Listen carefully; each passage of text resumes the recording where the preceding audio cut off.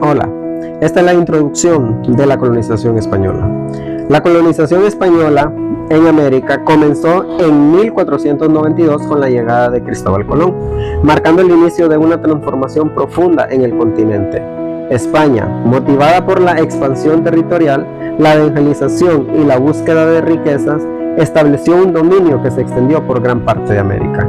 Este proceso no solo significó la conquista militar, sino también la imposición de una nueva cultura, un nuevo idioma, un nuevo sistema de gobierno colonial que perduró por siglos.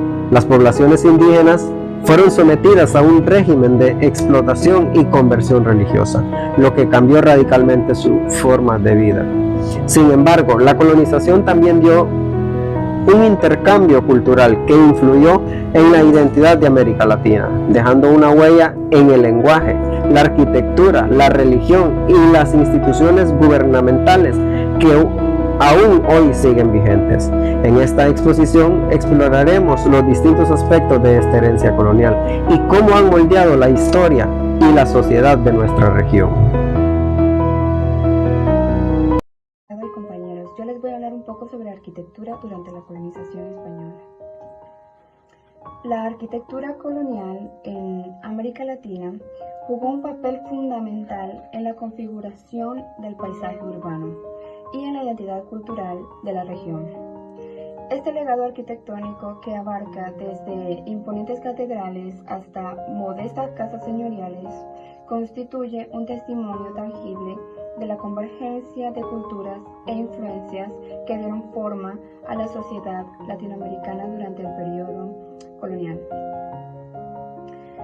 La arquitectura colonial en América Latina se vio profundamente influenciada por los estilos arquitectónicos predominantes en Europa durante los siglos XVI, XVII, XVIII.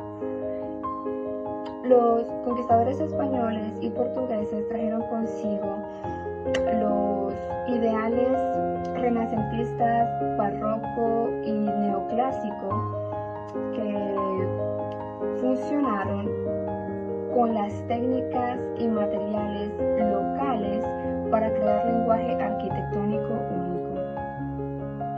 Vamos a hablar de tipologías arquitectónicas coloniales. Edificios religiosos, por ejemplo, las impresionantes catedrales, iglesias y los monasterios fueron algunos de los principales exponentes de la arquitectura colonial en América Latina. Viviendas populares. La arquitectura colonial no se limitó a las grandes obras monumentales. Las viviendas populares, construidas con materiales locales como adobe, madera y teja, también formaron parte de este legado. Dentro de esto también agregaremos la mano de obra indígena. Desempeñó un papel crucial en la edificación de las obras coloniales, los conocimientos ancestrales de pueblos originarios funcionaron con las técnicas europeas, dando lugar a soluciones constructivas, ingeniosas y duraderas. La colonización española en Honduras ha dejado una huella imborrable, tomando en cuenta de que estas culturas han prevalecido hasta el día de hoy. Estos grupos españoles, cuando llegaron a América desde 1492, dirigidos por Cristóbal Colón, posteriormente llegaron a Honduras en 1502, siendo si no hasta el 1524 donde uno de los precursores de las que han dejado huella en nuestro país es conocido como Gil González Dávila, quien impuso en nuestro estado, en nuestro país, lo que son diferentes culturas que se mantienen. Una de las más importantes de las huellas que ha dejado esta colonización es el idioma español, el que nosotros hablamos, tomando en cuenta que en ese entonces encontrábamos muchos grupos indígenas, cada uno de ellos tenía su idioma o su dialecto único, lo cual al día de hoy se ha ido desapareciendo, ya que las nuevas etnias han ido modernizando y han perdido la tradición de ir inculcando ese nuevo dialecto a las nuevas culturas o a las nuevas generaciones que ellos van teniendo. Una de las huellas que también ha dejado es el mestizaje. Recordemos que los españoles país, haciendo violaciones de diferentes tipos a las etnias que ya se encontraban en el país, como por ejemplo las esclavitudes, a través de la explotación laboral. En ese entonces se dedicaron bastante a lo que fue a la minería, donde estas personas se relacionaban tanto los grupos indígenas como los españoles. Esto trajo a nuestro país grandes enfermedades que aún hasta el día de hoy se cuenta y que si no se vacunan a tiempo pues pueden provocar afecciones futuras como ser el sarampión, entre otras. Estas unas huellas que ha dejado positivas en el país es los productos que ellos han traído como cultivos, ya sea caña de azúcar, especias, café, entre otros, como también algún tipo de animales como vacas, caballos, cerdos, ovejas, lo que sirve para producir más en nuestro país.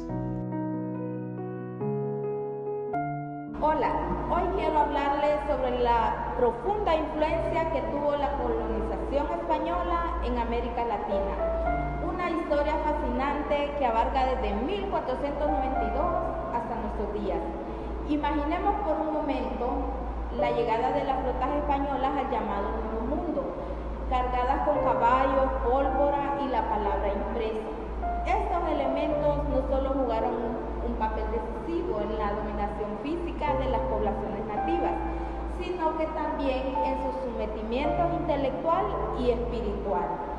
Para entender cómo el español se difundió por estos nuevos territorios, debemos mirar a los filósofos medievales como Antonio de Nebrija, quien escribió la gramática de la lengua española. Sus trabajos ayudaron a establecer el español como la lengua dominante en estas tierras. Además, los diarios, ¿verdad? Cristóbal Colón, editados por Fray Bartolomé de las Casas, no brindan valiosos registros de esta época. También es importante analizar el Estatuto de las Lenguas Nativas. Los españoles seleccionaron algunas de estas lenguas, conocidas como lenguas generales, para las instrucciones pedagógicas y la evangelización. La imprenta y las traducciones de la Biblia también fueron herramientas poderosas en el adoctrinamiento de la población indígena. Es interesante observar cómo estos elementos fueron utilizados para difundir la religión y la cultura española en el Nuevo Mundo. Además, debemos considerar el impacto de los esclavos africanos traídos desde principios del siglo.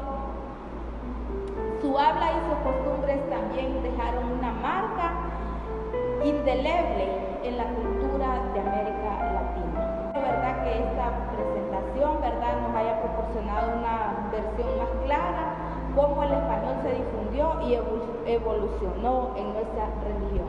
Gracias. La colonización española. Este fue un proceso que duró bastante tiempo, tanto así que se implementaron una serie de instrucciones gubernamentales que definieron la estructura política, económica y social de sus colonias.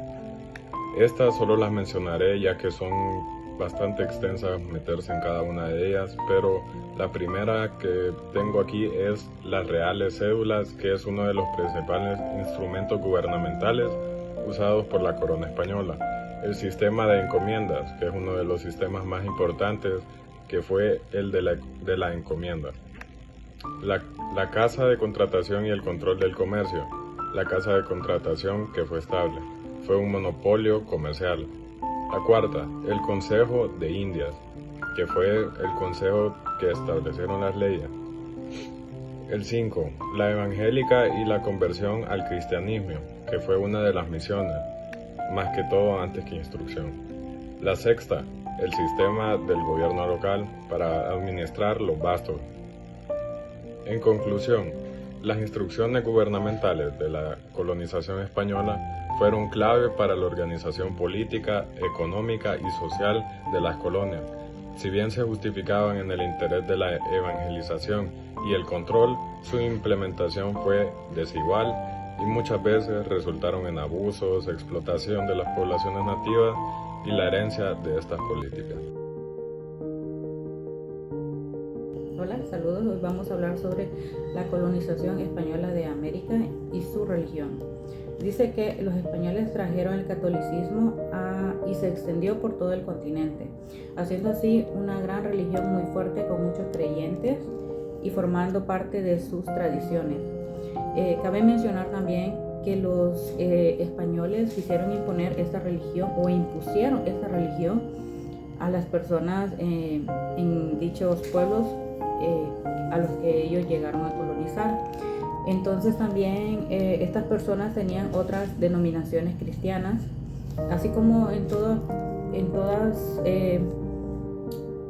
países o municipios, pueblos, hay muchas personas creyentes de diferentes religiones, y esas personas no fueron la excepción, porque también había muchas religiones como ser bautistas, católicos, congregacionalistas alemanes y pretistas.